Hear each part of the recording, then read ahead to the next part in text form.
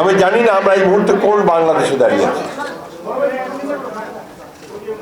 আমার বয়স ৭৮, সারা জীবন সংগ্রাম করেছি একটা স্বাধীন সার্বভৌম গণতান্ত্রিক বাংলাদেশ দেখব বলে।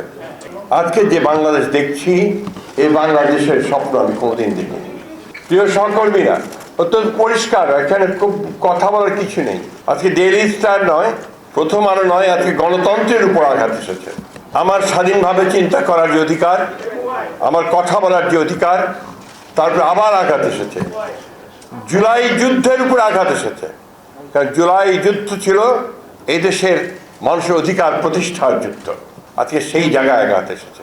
তাই আমার অনুরোধ আপনাদের কাছে, কোনো রাজনৈতিক চিন্তা দল নয়, সংগঠন নয়, সকল গণতান্ত্রিক মানুষের এখন এক হওয়ার সময় এসে গেছে।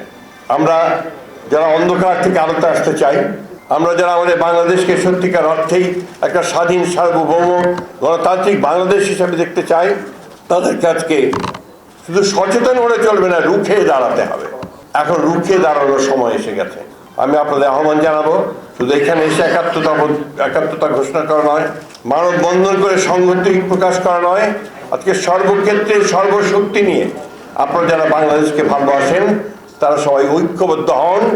এই অপশক্তিকে রুখে দিতে হবে।